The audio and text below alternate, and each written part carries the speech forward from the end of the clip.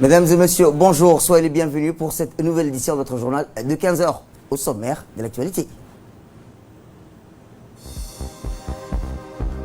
À la une dans l'actualité nationale, 9 nouveaux cas de Covid-19 ont été détectés aujourd'hui. Le bilan passe à 49. Et enfin, dans l'actualité internationale, plus de 200 000 personnes ont survécu au coronavirus dans le monde. Merci si vous nous rejoignez. Le secrétaire général du ministère de la Santé a fait son point de presse quotidien sur la situation de l'épidémie du coronavirus à Djibouti, dans lequel il a annoncé la détection de 9 nouveaux cas. Nous l'écoutons.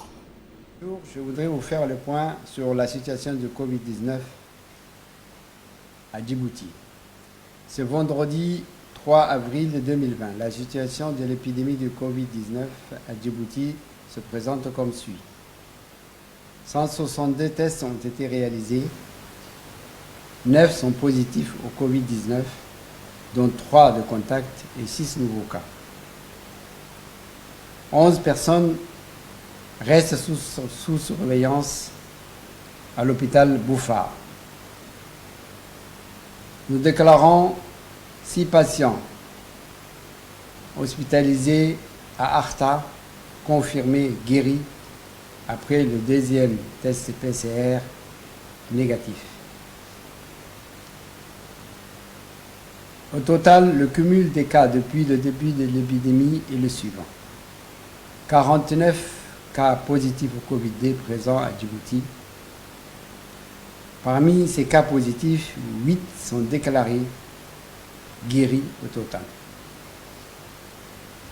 Face à l'accroissement du nombre de cas de Covid-19, le ministère de la Santé, en collaboration avec les autres secteurs, intensifie la recherche, le dépistage et la mise en quarantaine de tous les cas suspects. Toutefois, la seule stratégie efficace, prouvée sur le plan international, est l'adoption et le respect strict des gestes barrières. C'est pourquoi nous ne cesserons de les rappeler, se laver les mains au savon très régulièrement, tousser et éternuer dans le pli de coude ou dans un mouchoir qu'il faut jeter immédiatement, respecter une distanciation sociale d'au moins 1 mètre, désinfecter les surfaces de contact et respecter strictement le confinement. Restez chez vous. Je vous remercie. Et dans cette crise de coronavirus, à Djibouti, le personnel du ministère de la Santé est engagé dans une course contre la montre avec le concours des forces de défense et de sécurité, notamment pour le dépistage des contacts des personnes affectées par le coronavirus. C'est un magazine de la rédaction.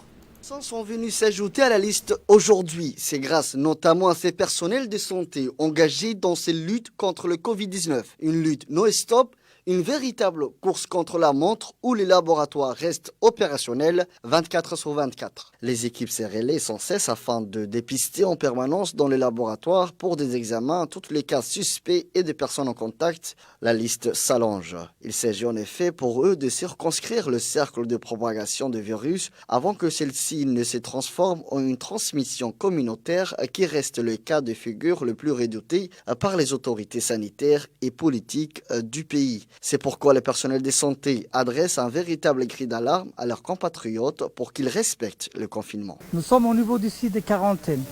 Dans ce site, vous êtes actuellement au niveau du site de prélèvement. Au niveau de ce site de prélèvement, nous faisons 2 types de prélèvements. C'est le prélèvement des gens venant des pays où la maladie est de type transmission communautaire, tels que la France et les autres pays, l'Espagne, l'Italie, la Chine. C'est un prélèvement systématique des gens qui sont arrivés à partir du vol du 14. Ces gens qui sont au niveau du site, qui sont internés, ils sont de 2 types. Ils sont ceux qui sont en contact étroit avec le cas index 1, le cas index 2 et le 3e cas index. Ou ceux qui, lorsque nous faisons les prélèvements qui présentent des symptomatologies et que nous les internons jusqu'au résultat. Certes, même si nous risquons notre vie, c'est notre métier. Certains hôteliers, eux, ont marqué un point d'honneur en mettant leurs établissements à la disposition de ce personnel soignant, puis s'y reposer et s'y restaurer afin de gagner du temps. Ainsi, l'auberge Avenue 13, auquel vient s'ajouter la résidence Bellevue, leur permet de passer quelques heures de repli pour récupérer. Pause qui parfois ne dépasse pas les 3 heures. Sommeil et restauration comprises par jour. Eh bien, conformément à l'appel au confinement et autres mesures de barrière décrétées par le chef de l'État, M. Ismaël Merguele, dans le cadre de la lutte contre le Covid-19 sur l'ensemble du territoire national, les forces de sécurité et de défense sont déployées dans la capitale pour assurer le respect des mesures de confinement. Il convient de noter que les lieux de rassemblement, à savoir les mosquées, les écoles, les services administratifs non essentiels, sont tous fermés. Parallèlement, les forces armées se mobilisent pour assurer elles aussi le respect de ces mesures. Pour remplir cette mission d'une importance capitale, des ressources considérables ont été déployées.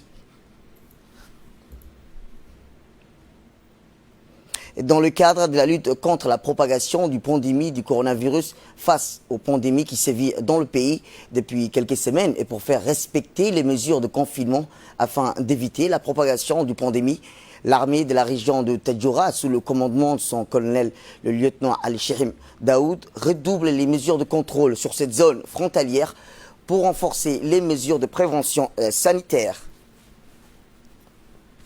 L'équipe de matériel nécessaires pour effectuer les contrôles physiques sont toutes des personnels traversant la frontière. Un travail remarquable d'une institution républicaine et dans cette optique que dans la région de Tadjoura et notamment dans la région d'Ora, s'est entretenu avec le notable de la région en présence, rappelons-le, du sous-préfet Abdallah Kamil et les élus locaux à Lidini, cette circonscription pour sensibiliser la population sur le danger de cette pandémie du siècle. Pour collaborer, rappelons-le, les mesures de prévention sanitaire primordiales préconisées à ce virus dans la propagation.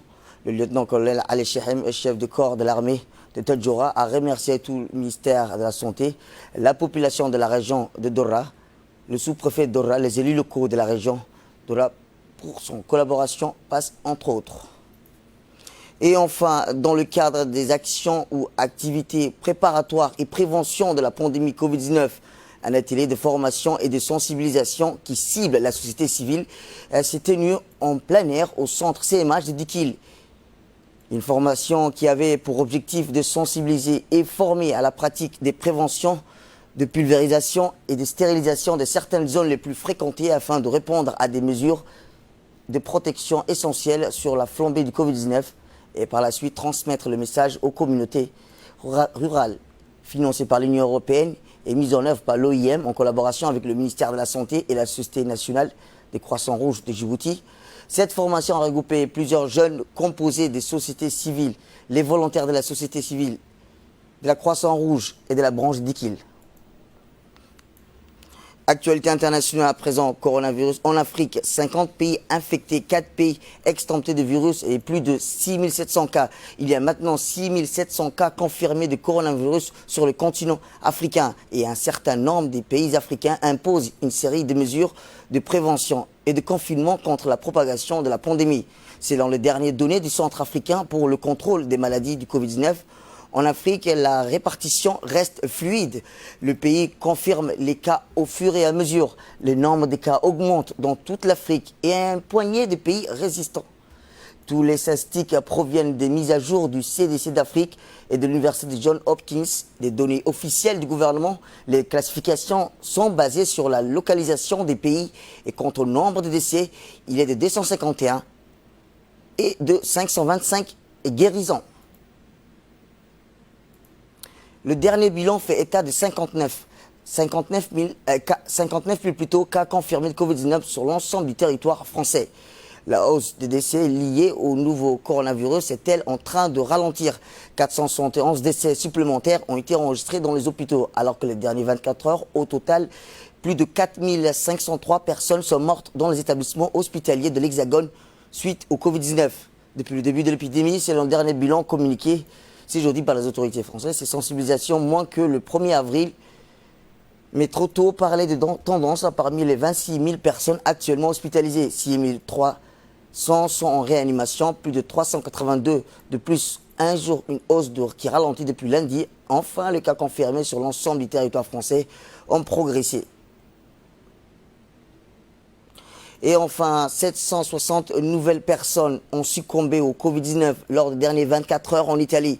Le nombre total est de 13 915 selon le dernier bilan communiqué jeudi soir par la protection civile italienne. Après une baisse hier, le nombre de décès enregistrés en 24 heures sont répartis légèrement à la hausse.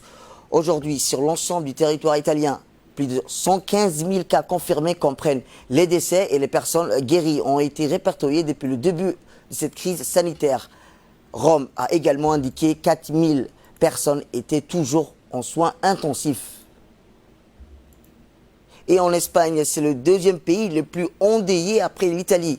Dans le monde par le Covid-19, le pays compte encore 110 000 nouveaux cas de maladies atteintes du coronavirus, même si la progression a tendance à ralentir. Le pays compte encore 110 000 nouveaux cas de malades atteints du coronavirus, même si la progression a tendance à ralentir. Après avoir enregistré 950 décès en 24 heures, l'Espagne vient de franchir la seuil de 10 000 morts dues à la pandémie du coronavirus. C'est le deuxième pays le plus endeuillé après l'Italie dans le monde et par le Covid-19. L'Espagne qui décrète l'état d'urgence en imposant une quarantaine quasi totale de ses 46 millions d'habitants depuis le 14 mars, compte encore 110 000 nouveaux cas des malades atteints du Covid-19, même si la progression a tendance à ralentir face à cette pandémie. C'est tout pour cette édition. Merci à vous de nous avoir suivis. Restez avec nous pour la suite dans le programme télévisé et bon week-end à vous.